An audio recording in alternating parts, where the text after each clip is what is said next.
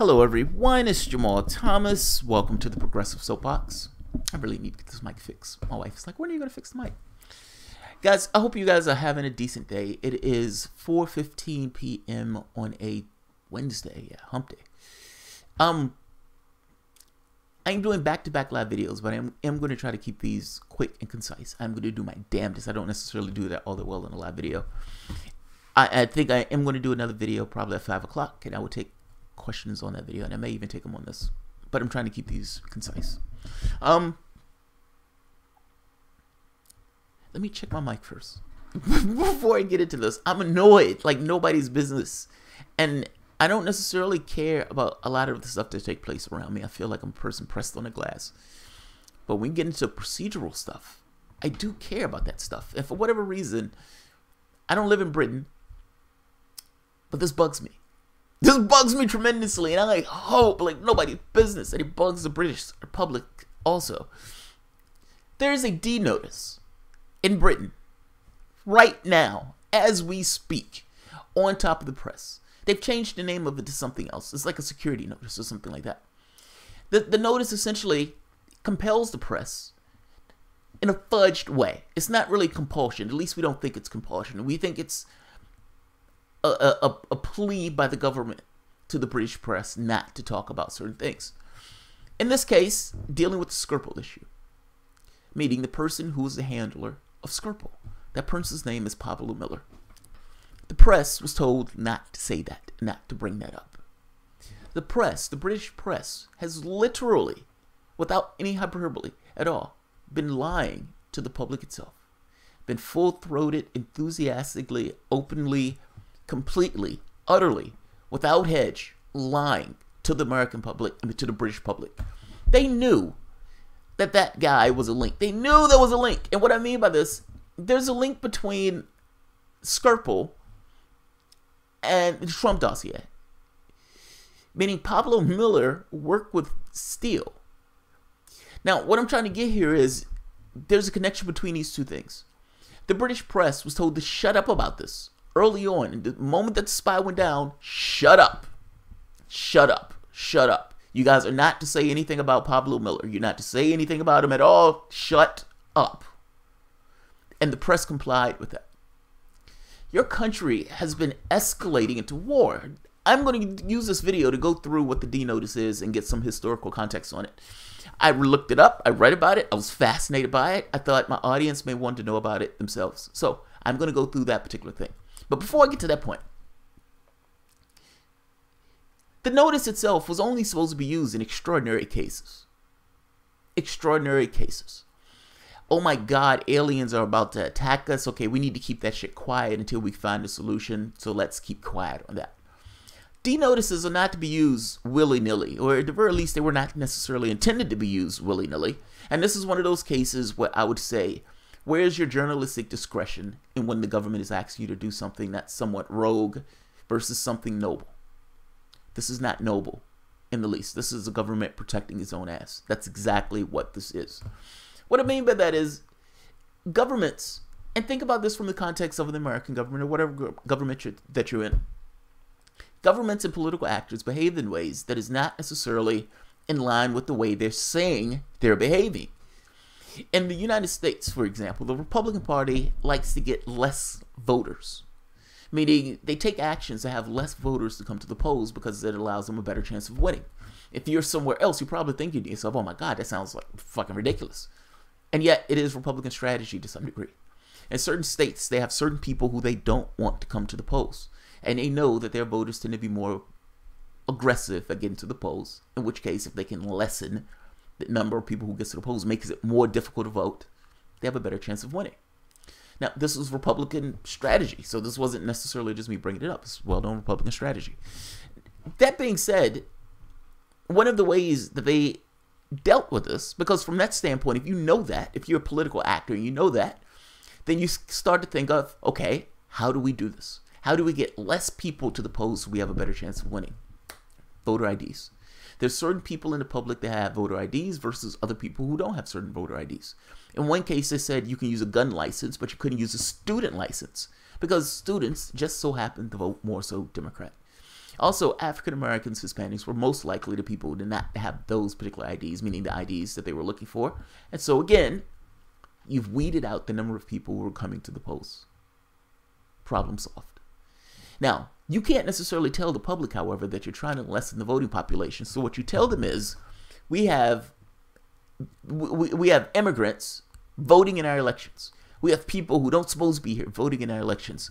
So we need voter ID laws. We need harsh, strict voter ID laws in order to stop all of these illegal immigrants and all of these bad voters from voting in our elections. Essentially, we need to fight voter fraud.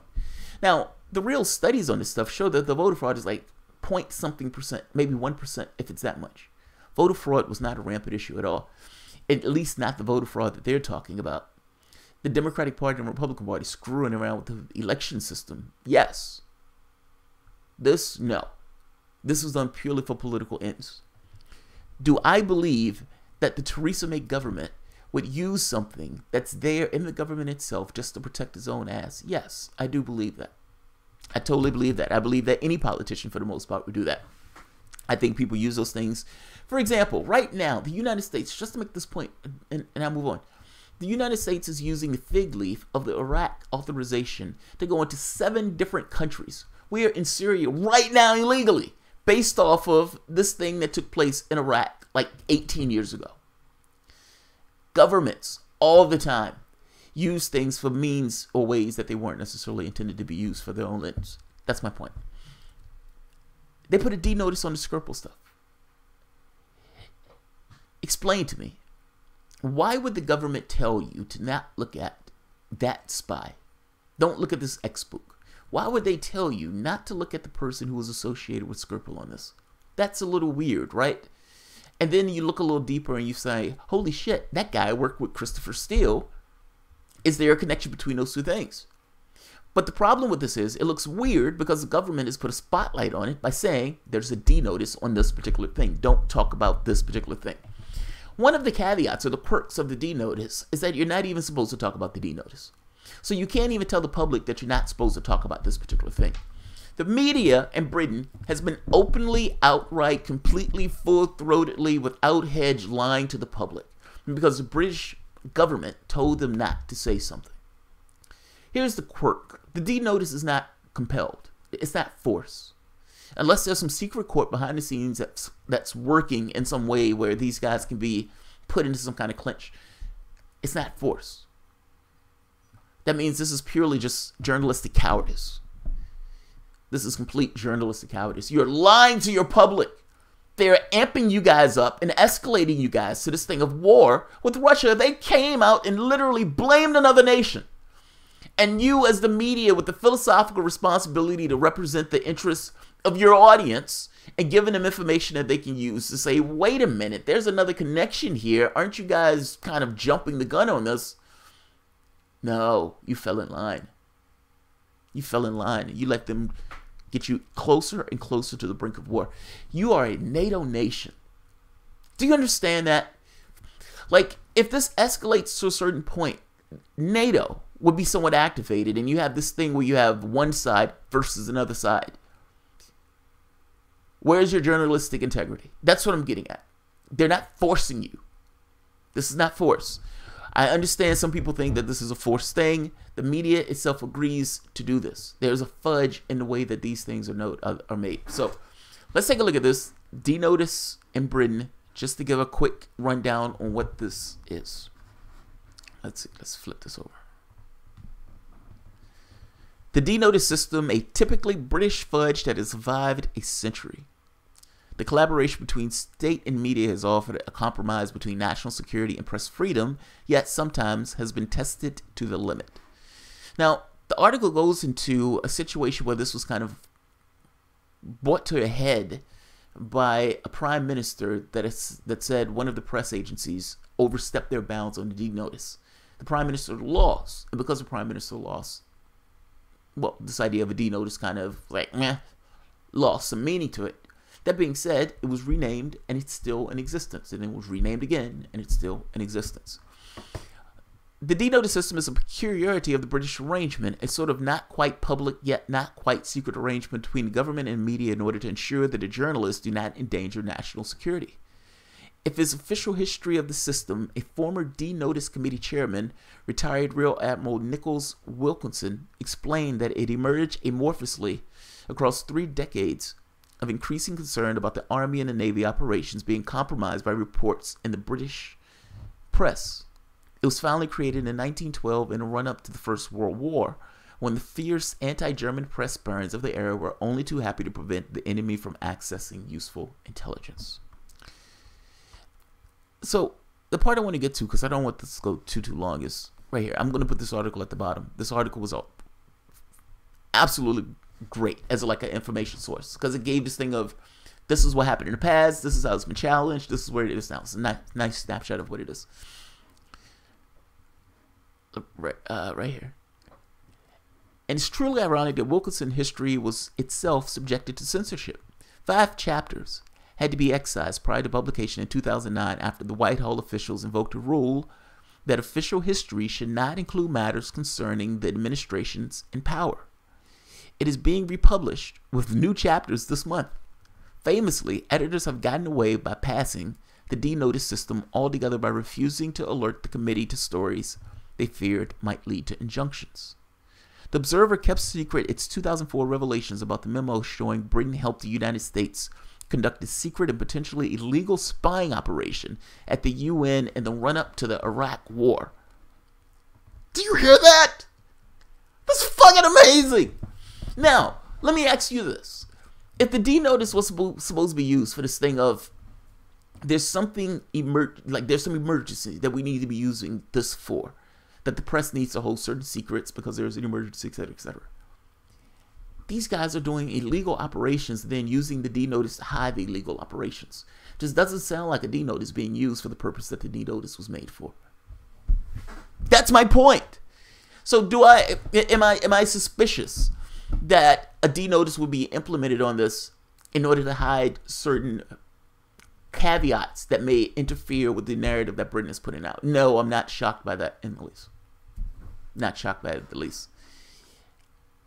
I'm more so curious about why the press is not more curious about why they need a D-Notice on this particular topic. That would be a real press. And the Guardian did not consult the D-Notice secretary before publishing the first Snowden leaks, although it did so with subsequent stories. The original features to do so was cited as a reason for the review of the system that has led to the latest incarnation. The result, the almost identical system but a change of name. DA notices became DSMA, Defense and Security Media Advisory Notices. Nothing, it seems, worked quite so well as the British fudge that has allowed the press to keep its freedom while voluntarily protecting national security. In this very specific situation, you are keeping a vital bit of information away from the public that it needs to know. And that vital information doesn't just relate to the British press, it also relates to what's taking place in America with this Russia nonsense. It is amazing. I read this today and I was blown away that this bit of information was being withheld. And what I mean by that is the Theresa May government putting out a D-Notice like this and the press not necessarily making point of, why is Theresa May putting out a D-Notice on this very specific thing about this very random spy? If there's nothing to see here, why does she care if anyone investigates that particular angle? It means that the government knows something and the government is hiding something and the government is putting a D-Notice not for its own good health, not for shits and giggles, but because it's hiding something. You would think that a media, a journalistic integrity-filled media, would want to investigate what the government is trying to hide by putting a D-Notice on that particular issue. You're not being compulsory. It's not compulsory. You're not being forced to do it. You're lying to your public. That's what it boils down to. Just saying.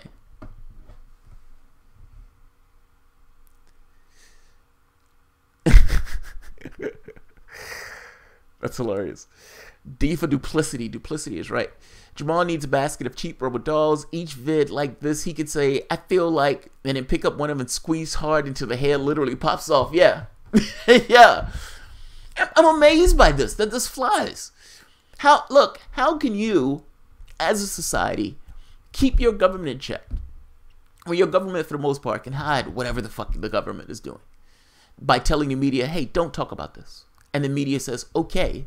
And then the media goes out and totes some narrative as stenographers, lying when they know there's additional information that they're not telling their audience. You guys are shameful. And I'm talking about the British media. This is shameful. Absolutely shameful. I'm not going to keep this one long. Yes, it annoys me. I don't even live in Britain, and this annoys me. Because it means you're lying to your audience. Outright lying and completely lying to your audience. There's information that your audience needs to make certain decisions. And you're talking about something where there is further escalations with Russia, and you guys stay silent on this very specific issue that may put a pin in all of it. Shame. Shame.